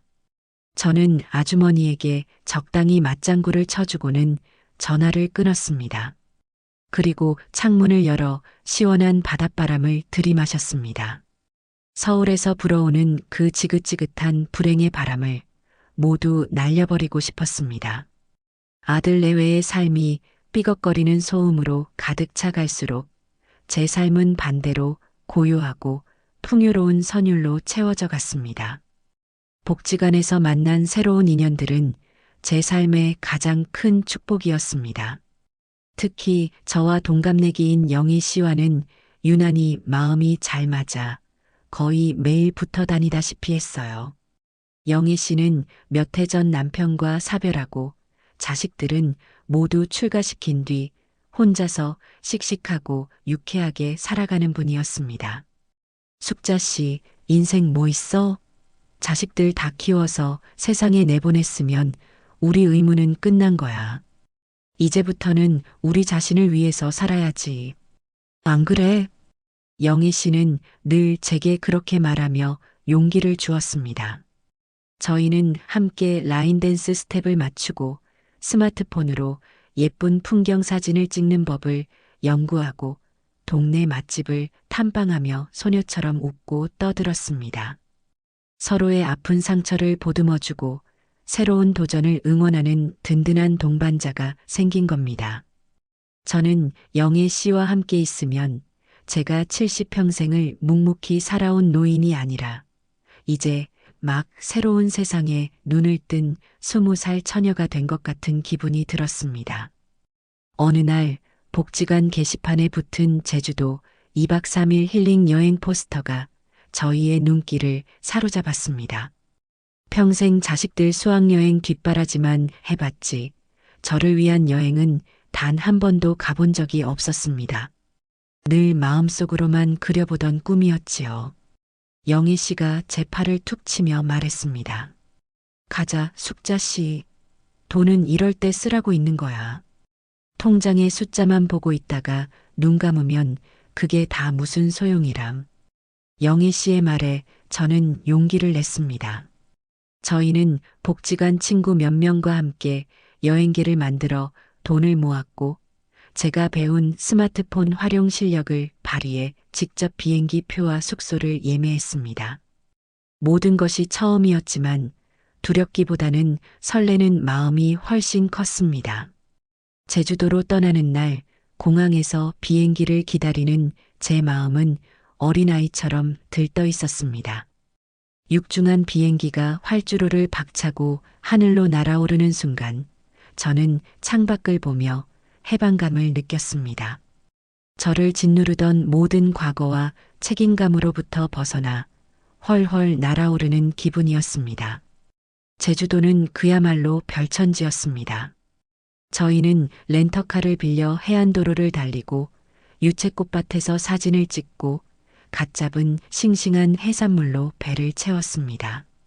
에메랄드빛 협재 해수욕장을 거닐 때는 다들 신발을 벗어 던지고 차가운 바닷물에 발을 담그며 아이처럼 웃었습니다. 밤에는 숙소에 모여 앉아 서로의 인생 이야기를 나누며 웃다가 울다가 시간 가는 줄 몰랐습니다. 저는 그곳에서 지나간 세월에 대한 회한 대신 앞으로 채워나갈 날들에 대한 기대로 가슴이 벅차오르는 것을 느꼈습니다. 여행 마지막 날 저는 영희 씨가 찍어준 활짝 웃고 있는 제 사진을 SNS 프로필에 올렸습니다. 내 인생 가장 아름다운 날이라는 글과 함께요. 서울로 돌아온 지 며칠 지나지 않아 아들에게서 전화가 왔습니다. 이번에는 돈을 빌려달라는 이야기가 아니었습니다. 그저 제 안부를 묻고는 주말에 속초로 한번 찾아뵙겠다는 것이었습니다. 아마도 제주도에서 제가 올린 사진을 본 모양이었습니다. 어미가 자기를 버리고 혼자 너무 잘 사는 것 같아 불안해졌을 수도 있고 혹은 정말로 제 얼굴이 보고 싶었을 수도 있겠지요. 저는 그러라고 했습니다. 더 이상 아들을 피할 이유가 없었으니까요. 주말에 저를 찾아온 아들의 모습은 생각보다 더 수척해져 있었습니다. 얼굴에는 피곤한 기색이 역력했고 어깨는 축 처져 있었어요. 저는 아들을 데리고 단골 식당에 가 따뜻한 석국을 사주었습니다. 아들은 말없이 밥만 먹었습니다. 식사를 마친 뒤 바다가 보이는 벤치에 나란히 앉았습니다. 한참 동안 침묵이 흘렀고 아들이 먼저 어렵게 입을 열었습니다. 어머니, 얼굴이 좋아 보이시네요. 그래, 공기 좋은 데서 마음 편히 사니 그렇지. 너는 힘들어 보이는구나. 제 말에 아들은 고개를 푹 숙였습니다. 그리고는 아주 작은 목소리로 말했습니다. 어머니, 저희가 다 잘못했어요. 시영이도 지금 많이 반성하고 있어요. 그러니까 이제 그만 푸시고 예전처럼 저희랑 같이. 아들의 말은 채 끝나지 못했습니다. 제가 고개를 저었기 때문입니다. 저는 아들의 수척한 얼굴을 보니 마음 한구석이 아려왔지만 그렇다고 해서 과거로 돌아갈 생각은 추호도 없었습니다. 친구야, 나는 지금이 참 좋다. 누구의 엄마나 할머니가 아니라 그냥 오숙자로 사는 지금 이 시간이 말이다. 너도 이제 내 인생을 살아야지. 언제까지나 이 늙은 어미 치마폭에 매달려 살 수는 없는 것 아니냐. 제 단호한 말에 아들은 더 이상 아무 말도 하지 못했습니다. 그저 먼 바다만 바라볼 뿐이었어요. 그날 아들을 서울로 돌려보내고 저는 다시 한번 다짐했습니다. 이 평화와 자유를 다시는 그 어떤 것과도 바꾸지 않겠다고요. 아들에 대한 미안함과 연민은 그저 멀리서 안부를 빌어주는 것으로 충분했습니다. 하늘은 스스로 돕는 자를 돕는다고 했던가요? 반대로 제 발등은 제가 찍는다는 말도 있겠지요. 제가 속초에서 새로운 인연들과 행복한 나날을 보내고 있을 때 며느리에게는 역지사지라는 말이 무슨 뜻인지 뼈저리게 깨닫게 되는 사건이 터지고야 말았습니다. 그 소식 또한 친척 아주머니의 입을 통해 전해졌습니다. 숙자야, 글쎄, 내 사돈이 목욕탕에서 미끄러져서 다리가 아주 으스러졌다지 뭐니. 수술은 잘 됐는데 한동안은 꼼짝없이 누워 있어야 한대.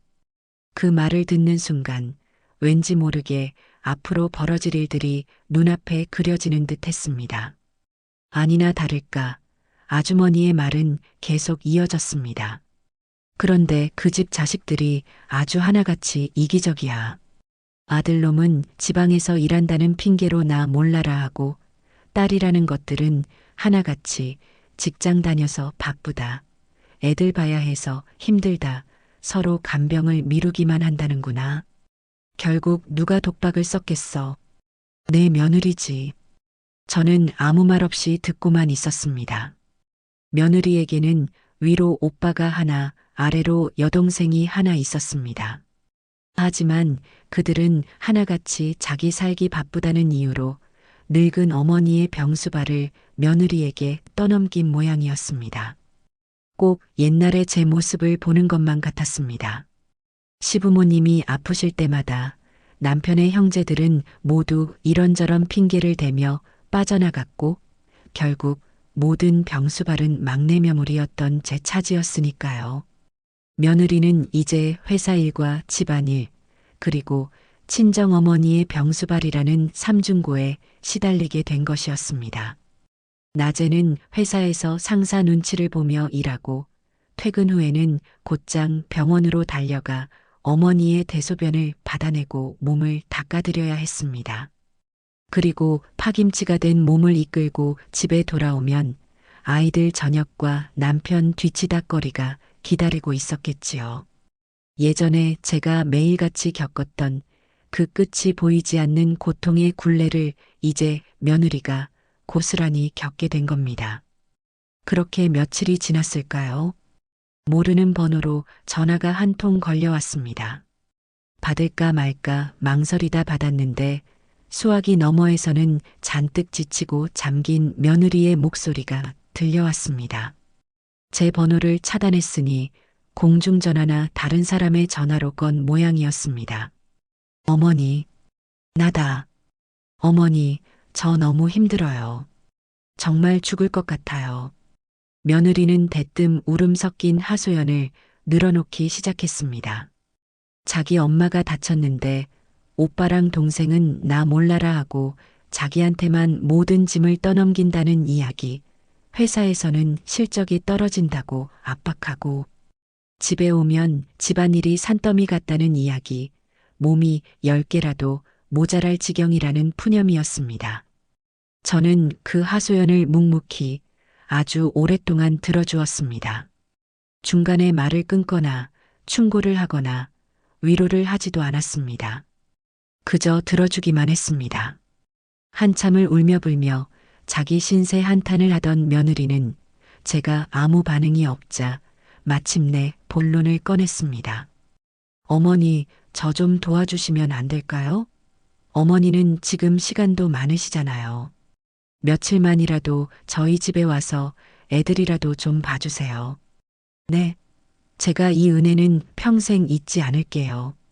드디어 때가 왔다는 생각이 들었습니다. 저는 수화기를 고쳐잡고 제 평생 가장 차분하고 다정한 목소리를 꾸며냈습니다. 고생이 정말 많겠구나. 얼마나 힘들겠니? 제 뜻밖의 다정한 목소리에 며느리는 잠시 당황한 듯 했지만 이내 희망을 본 듯 목소리가 살짝 밝아졌습니다. 네, 어머니. 정말 죽을 것 같아요. 그러니 저는 며느리의 말을 부드럽게 자르고 준비해 두었던 마지막 한마디를 건넸습니다. 그래도 어쩌겠니? 내 엄마잖니. 살아계실 때 효도 많이 하려무나. 어차피 관 뚜껑 덮으면 하고 싶어도 못할 테니까. 수화기 너머에서는 완벽한 침묵이 흘렀습니다. 숨소리조차 들리지 않았어요. 아마도 자기가 내뱉었던 그 잔인한 말이 세월을 거슬러 비수가 되어 자신의 심장에 다시 꽂히는 충격을 온몸으로 느끼고 있었을 겁니다. 저는 더 이상 아무 말도 하지 않고 조용히 통화를 종료했습니다. 그리고는 창밖의 바다를 보며 아주 오랜만에 가슴이 뻥 뚫리는 듯한 시원함을 느꼈습니다. 그것은 통쾌한 복수의 감정과는 조금 다른 모든 것이 제자리를 찾아간 듯한 안도감이었습니다. 가을이 깊어지고 속초의 하늘이 유난히 높고 푸르던 날 제 생일이 돌아왔습니다. 일은 하고도 세 번째 맞이하는 생일이었지만 올해는 그 감흥이 사뭇 달랐습니다. 과거의 생일들은 언제나 제 자신을 위한 날이 아니었습니다. 아침부터 일어나 산더미 같은 나무를 묻히고 갈비찜을 재우고 미역국을 한 솥 끓여내야 했습니다. 제 생일상을 제가 직접 차려 온 가족이 포식하고 나면 녹초가 되어 설거지통 앞에 주저앉는 것이 연례 행사였지요. 아들 내외가 건네는 상품권 한 장과 어머니 고생하셨어요 라는 영혼 없는 한마디가 그날 제가 받는 보상의 전부였습니다. 하지만 올해는 달랐습니다. 아침에 눈을 뜨자마자 스마트폰이 쉴 새 없이 울려댔습니다. 복지관 친구들이 보낸 축하 메시지들이었습니다.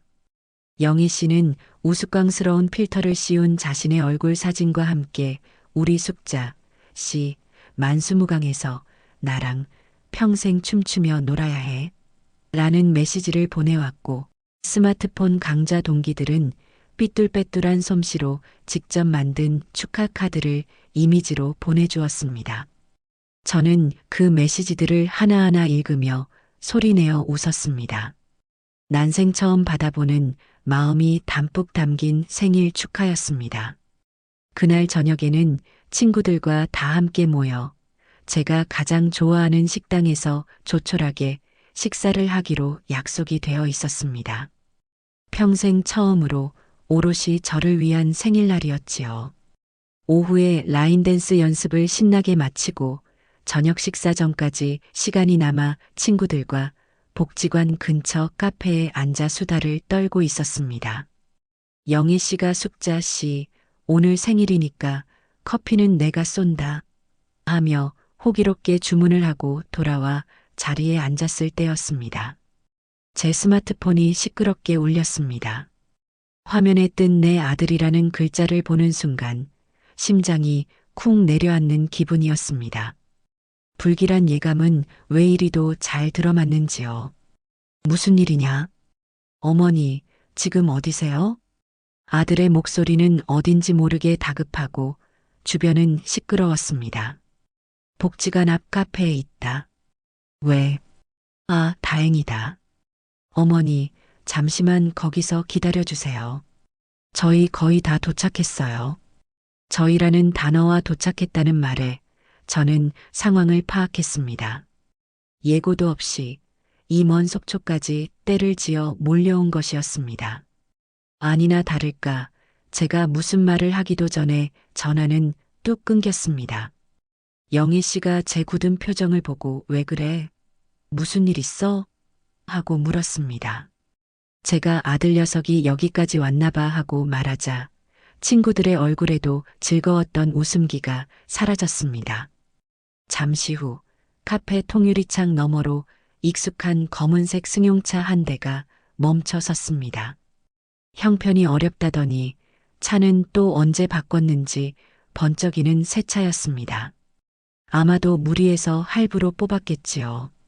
그 차가 복지관 앞에 낡은 건물들과 어울리지 않는 이질적인 풍경을 만들어냈습니다. 차에서는 아들과 며느리 그리고 한껏 멋을 낸 손주 둘이 차례로 내렸습니다. 그들의 손에는 누가 봐도 비싸 보이는 케이크 상자와 커다란 백화점 쇼핑백이 들려 있었습니다. 그들의 모습을 보는 순간 저는 이 모든 상황이 얼마나 치밀하게 계획된 연극인지 직감할 수 있었습니다.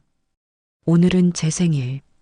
이날을 빌미로 불쌍한 표정을 한 채 들이닥쳐 저의 동정심과 죄책감을 자극해 용서를 구하고 궁극적으로는 돈을 얻어내려는 속셈이겠지요. 관뚜껑 사건 이후 모든 것이 제자리로 돌아갔다고 생각했던 제 마음속에 다시 한번 차가운 분노가 일렁이기 시작했습니다. 친구들은 제 눈치를 보더니 영희 씨가 대표로 입을 열었습니다. 숙자 씨, 우리는 먼저 일어나 봐야겠다. 가족들끼리 좋은 시간 보내 저는 고개를 끄덕였습니다. 친구들이 카페를 나서며 며느리와 아들을 힐끗 쳐다보는 시선 속에는 노골적인 경계심과 어디 한번 잘해봐라 하는 식의 냉소가 섞여 있었습니다. 제게는 이제 저를 지지하고 응원해주는 새로운 내 편이 있다는 사실이 그들에게는 보이지 않는 압박으로 다가갔을 겁니다. 가족들이 카페 안으로 들어왔습니다. 저는 그들을 자리에 앉히는 대신 계산을 마치고 밖으로 나왔습니다. 그리고는 제 오피스텔이 아닌 근처 공원 벤치 쪽으로 걸어갔습니다. 제 공간에 그들의 위선적인 발걸음을 단 한 발자국도 들여놓고 싶지 않았기 때문입니다. 어머니, 집으로 안 가세요? 아들이 어색하게 물었습니다. 날이 좋아서 그런다. 여기서 얘기하지. 공원 벤치에 나란히 앉자 숨막히는 침묵이 흘렀습니다. 가을 햇살은 따사로웠지만 우리 사이에 흐르는 공기는 얼음장처럼 차가웠습니다. 한참 동안 서로의 눈치만 살피던 아들이 결국 옆에 앉은 며느리의 옆구리를 팔꿈치로 쿡 찔렀습니다. 그 신호를 받은 며느리는 마치 무대 위로 오르는 배우처럼 심호흡을 한번 하더니 자리에서 일어나 제 앞에 섰습니다. 그리고는 푹 고개를 숙였습니다. 어머니 오늘 생신이신데 이렇게 갑자기 찾아뵈어서 죄송해요. 그래도 꼭 오늘 찾아뵙고 드려야 할 말씀이 있어서요. 며느리의 목소리는 금방이라도 울음이 터질 것처럼 가늘게 떨리고 있었습니다. 어머니, 그동안 제가 정말 죄송했어요. 어머님 마음에 그렇게 큰 대못을 박아드린 줄도 모르고 제가 너무 어리고 철이 없었어요. 회사 일이 힘들다는 핑계로 사는 게 팍팍하다는 핑계로 어머니께 해서는 안 될 말을 내뱉었어요. 훌륭한 연기였습니다. 저는 말없이 그 애의 얼굴을 쳐다보았습니다. 눈시울은 붉게 물들어 있었고 두 손은 무릎 앞에서 공손하게 모아져 있었습니다. 하지만 저는 그 애의 눈동자 깊은 곳에서 꿈틀거리는 진심이 아닌 목적의식을 똑똑히 보았습니다. 사죄의 눈빛이 아니라 원하는 것을 얻어내려는 자의 절박한 눈빛이었지요. 며느리는 제 침묵을 긍정의 신호로 해석했는지 한 걸음 더 나아가 연기를 이어갔습니다. 얼마 전에 저희 엄마가 아프셨을 때 제가 병간호를 해보니까요. 그때서야 조금 알 것 같았어요. 어머니께서 평생 저희를 위해 얼마나 고생하고 희생하셨는지를요. 그걸 너무 늦게 깨달은 제가 한심하고 원망스러워요. 어머니, 부디 못난 며느리, 너그럽게 용서해 주세요. 네. 그 말을 듣는 순간 저는 속으로 코웃음을 쳤습니다. 너가 내 엄마 병간호하며 힘든 건 내 사정이고 그걸 왜 내 희생과 연결시키는 거니? 내 고통을 통해 배운 값싼 깨달음으로 내 수십 년의 세월을 이해한 척하지 말거라. 제 마음속에서는 차가운 목소리가 울려 퍼졌지만 겉으로는 아무런 표정도 드러내지 않았습니다. 저는 그저 벤치에 놓인 선물 상자를 들어 올렸습니다. 그래, 선물은 고맙게 받으마. 케이크도 먹어야지. 제 대답은 거기까지였습니다. 용서한다는 말도 화를 낸다는 말도 없이 그저 선물과 케이크에 대해서만 언급한 것입니다. 사과를 하던 며느리의 얼굴에 스쳐 지나가는 당혹감을 저는 놓치지 않았습니다. 아마도 제가 눈물을 흘리며 그래, 너도 오죽했으면 그랬겠니 하며 자기 손을 잡아주리라 기대했겠지요. 하지만 저는 그들의 각본대로 움직여주는 꼭두각시가 아니었습니다. 자, 여기까지 오느라 배고프겠다. 저녁이나 먹으러 가자. 저는 자리에서 일어나 그들을 이끌었습니다. 아들은 어머니, 저희가 좋은데 예약해놨어요. 한우집인데라며 말을 꺼냈지만 저는 손을 저어 막았습니다. 됐다. 이 근처에 내가 좋아하는 식당이 있다. 제가 그들을 데려간 곳은 그들이 상상했을 법한 고급 한정식집이나 호텔 레스토랑이 아니었습니다. 허름하지만 정갈한 동네 사람들이 즐겨 찾는 작은 생선구이 집이었습니다. 가게 안으로 들어서는 며느리의 얼굴에 스치는 실망감을 저는 똑똑히 보았습니다. 아마 이런 무대에서는 자신들의 효심을 제대로 전시할 수 없다고 생각했겠지요. 식사를 하는 내내 저는 손주들과만 대화를 나누었습니다. 학교에서 새로 사귄 친구 이야기, 요즘 재미있게 보는 만화 영화 이야기. 아이들은 신이 나서 제잘거렸고 저는 인자한 할머니의 미소를 지으며 맞장구를 쳐주었습니다. 아들과 며느리는 마치 투명 인간이라도 된 것처럼 어색하게 밥만 깨작거렸습니다. 저는 그들에게 꼭 필요한 질문만을 던졌습니다. 운전은 번갈아 가면서 했니? 민준이 감기는 다 나았고? 그들의 안위나 사정에 대한 관심이 아니라 그저 대화의 맥이 끊기지 않게 하기 위한 의례적인 질문들이었습니다. 식사가 끝나고 가게 한쪽에서 케이크를 꺼내 촛불을 켰습니다. 손주들이 서툰 솜씨로 생일 축하 노래를 불렀고 저는 아이들을 보며 웃으며 촛불을 껐습니다. 내 남은 인생, 이 평화가 계속되기를, 그것이 제가 빈 소원의 전부였습니다. 이제 그만 돌아가거라. 밤이 늦었다. 이 먼 데까지 와서 운전하려면 피곤하겠다. 저는 케이크를 대충 나눠 접시에 담아주고는 곧장 자리에서 일어섰습니다. 아들은 저를 집까지 모셔다 드리겠다며 끝까지 붙잡았지만 저는 단호하게 거절했습니다. 여기서 2걸음이면 내 집이다. 너희나 어서 출발해. 그리고 앞으로는 이렇게 예고도 없이 찾아오지 말거라. 오기 전에 미리 전화 한 통하고. 이 먼 길을 함부로 오가는 거 아니다. 그 말은 걱정의 형식을 취하고 있었지만 내 멋대로 내 영역을 침범하지 말라는 명백한 경고였습니다.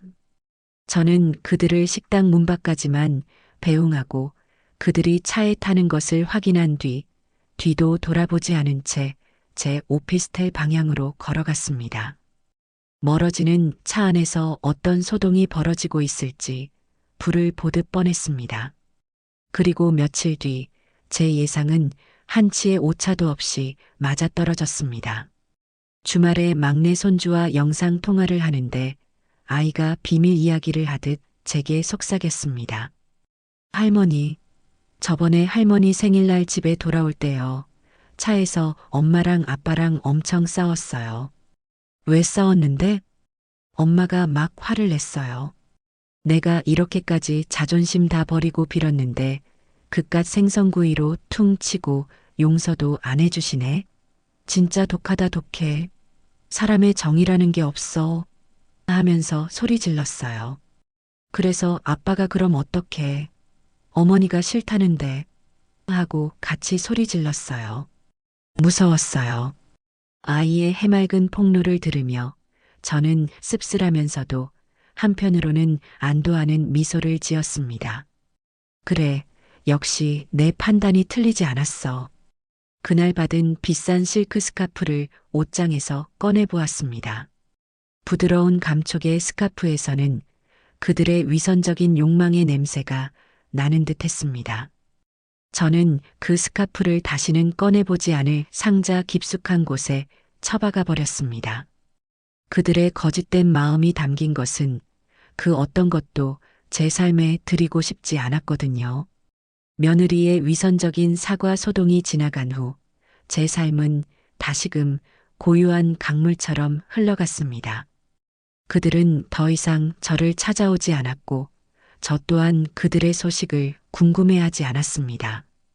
가끔 아들이 의무감에 보내오는 짧은 안부 문자에 잘 있다고 답장하는 것이 우리 모자 관계의 전부가 되었습니다. 저는 그 거리감이 참으로 편안하고 좋았습니다.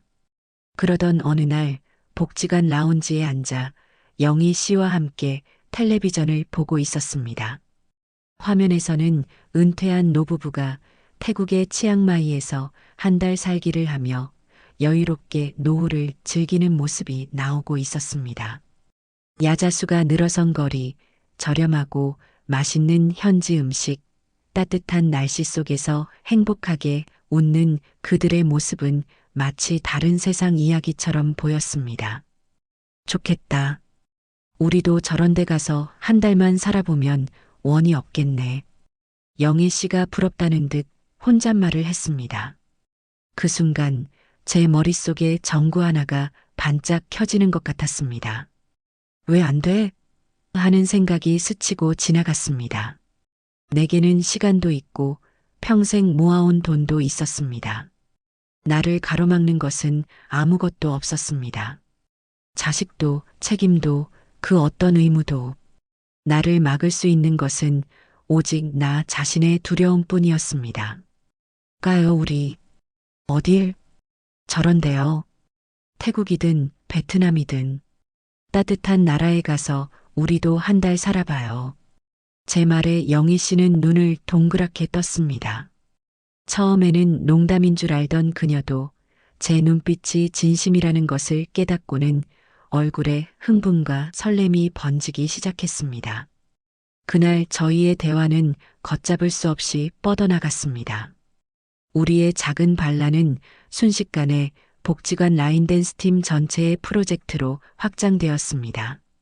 다들 평생 자식과 남편 뒷바라지만 하느라 비행기 한번 제대로 타보지 못한 저와 비슷한 처지의 할머니들이었습니다.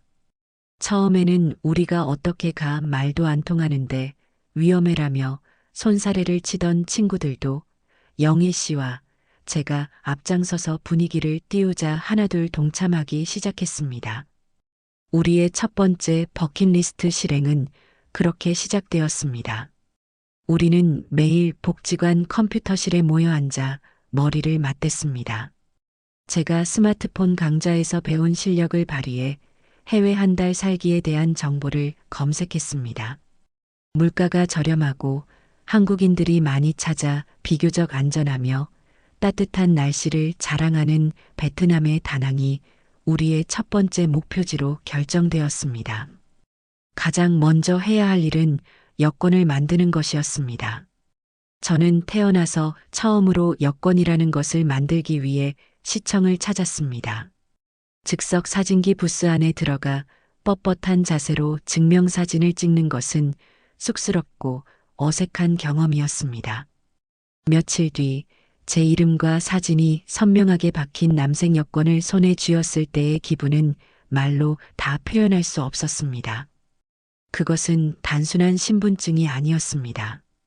대한민국이라는 울타리를 넘어 더 넓은 세상으로 나아갈 수 있는 자유이용권처럼 느껴졌습니다. 여권이 나오자 우리의 계획은 일사천리로 진행되었습니다. 저희는 인터넷을 뒤져 다낭 시내에 있는 방이 서너 개 딸린 넓은 아파트를 한 달간 통째로 빌리는 계약을 했습니다. 제가 더듬거리는 영어와 번역기 앱을 총동원해 아파트 주인과 메시지를 주고받았고 친구들은 옆에서 제 어깨를 주무르며 응원했습니다. 비행기 표를 예매할 때는 다들 심장이 떨려 손에 땀을 쥐었습니다. 수십만 원이 넘는 돈이 화면의 숫자 몇 개와 함께 순식간에 결제되는 것을 보며 우리는 마치 큰 사고라도 친 아이들처럼 서로를 마주보고 웃음을 터뜨렸습니다. 이 돈이면 우리 손주 과자값을 몇 달치를 사주는데 에이 그놈의 손주 타령 좀 그만해. 이제 우리 자신을 위해 쓸 때도 됐지. 어차피 관 뚜껑 덮으면. 한 친구의 말에 우리는 모두 약속이라도 한 듯 웃음보를 터뜨렸습니다. 그렇습니다. 관 뚜껑 덮으면 그만이라는 그 말이 이제 우리 사이에서는 그러니 지금을 즐기자는 유쾌한 구호가 되어 있었어요. 이 소문은 당연히 제 동생과 친척들을 통해 아들 내외의 귀에도 들어갔을 겁니다. 아마도 그들은 늙은 어머니가 정말로 자신들을 버리고 제 인생을 찾아 떠난다는 사실에 이제는 분노를 넘어 체념 섞인 허탈감을 느끼고 있을지도 모를 일입니다. 해외여행이라는 큰일을 앞두고 저는 문득 제 남은 삶과 죽음에 대해 생각하게 되었습니다. 두렵거나 서글픈 감정이 아니었습니다. 오히려 아주 현실적이고 이성적인 생각이었습니다. 만약 내가 이역만리 타국에서 갑자기 쓰러지기라도 한다면 내 남은 재산은 어떻게 될까? 내가 평생을 바쳐 지켜낸 이 재산이 내 의지와는 상관없이 다시 그들의 손에 들어가는 일만은 막아야 했습니다. 그것은 제 인생에 대한 마지막 예의이자 제 삶을 완성하는 마지막 과제였어요. 저는 영희 씨에게 조용히 변호사 사무실을 하나 추천해달라고 부탁했습니다. 영희 씨는 똑 부러지는 사람답게 여성 인권 문제에 관심이 많다는 젊고 유능한 여성 변호사를 소개해 주었습니다. 며칠 뒤 저는 난생 처음으로 변호사 사무실의 문을 열었습니다. 차분하고 정적인 공간, 제 이야기를 진지하게 들어주는 변호사의 정중한 태도는 늘 소란스럽고 저를 존중하지 않던 과거의 집과는 너무나 다른 세상이었어요. 저는 그곳에서 시어머니도 어머니도 할머니도 아닌 의뢰인 오숙자로 존중받고 있었습니다. 저는 제 뜻을 변호사에게 차분히 설명했습니다. 그리고 변호사는 제 의지를 법적으로 가장 확실하게 관철할 수 있는 방식으로 유언장을 작성해 주었습니다. 그 내용은 이러했습니다. 첫째, 제 명의의 모든 부동산과 예금 자산의 절반은 사회에 환원한다. 구체적으로는 제가 평소 눈여겨보았던 미혼모 가정을 지원하는 단체와 결식아동을 후원하는 재단에 절반씩 기부하도록 명시했습니다. 제 돈이 며느리의 명품 가방이 아닌 세상의 그늘진 곳에 있는 다른 누군가의 삶에 작은 빛이 되기를 바라는 마음이었습니다. 둘째, 나머지 절반의 재산은 다음과 같이 분배한다. 그중 절반은 아들 김진구에게 상속한다. 어미로서 남기는 마지막 정이었고 또한 그가 앞으로 자신의 가정을 온전히 책임지라는 마지막 과제이기도 했습니다. 그리고 나머지 절반은 두 손주에게 똑같이 나누어 주되 아이들이 성인이 될 때까지 신탁기관에서 관리하도록 했습니다. 아이들의 교육 자금으로 쓰이기를 바라는 할머니의 마음이었습니다. 그리고 마지막 가장 중요한 조항을 덧붙였습니다. 본 유언자는 다음의 사항을 명확히 밝히는 바이다. 나의 며느리인 박시영에게는 나의 그 어떤 유산도 현금성 자산이든 부동산이든 단 한 푼도 상속 및 증여하지 않을 것을 명시한다. 또한 아들 김진구에게 상속된 재산이 박시영에게 증여되거나 명의 이전되는 것을 금하며 이를 어길 시 상속된 재산은 즉시 환수되어 지정된 자선단체에 귀속된다.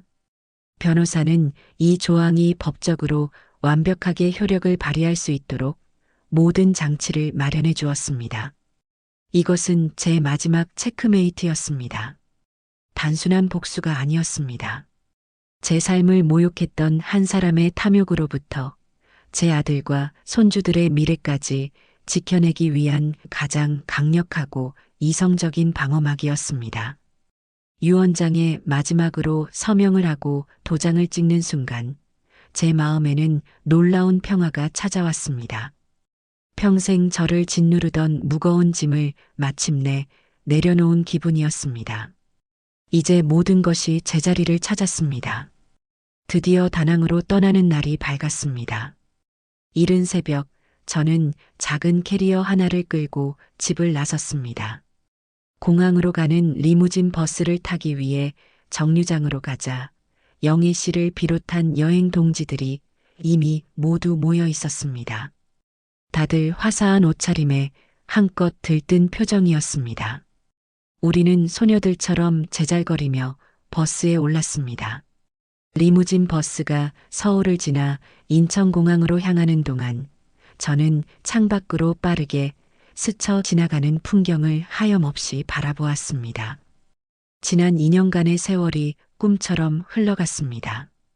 며느리의 모진 말 한마디에 절망의 나락으로 떨어졌던 그날 밤, 몰래 집을 내놓고 조용한 반란을 준비하던 그 시간들, 그리고 마침내 모든 것을 박차고 나와 이곳 속초에서 찾았던 자유와 행복. 문득 며느리의 목소리가 다시 귓가에 울리는 듯 했습니다. 어차피 관 뚜껑 덮으면 그만인데. 이제 그 말을 떠올려도 더는 가슴이 아프거나 분노가 치밀어 오르지 않았습니다. 대신 옅은 미소가 피어났습니다. 어리석은 것. 너의 그 잔인한 한마디가 나를 죽인 것이 아니라 나를 살렸다는 것을 너는 평생 알지 못하겠지. 너는 나에게서 집과 돈을 빼앗으려 했지만 결과적으로는 나에게 내 인생과 자유, 그리고 더 넓은 세상을 선물해 준 셈이 되었다.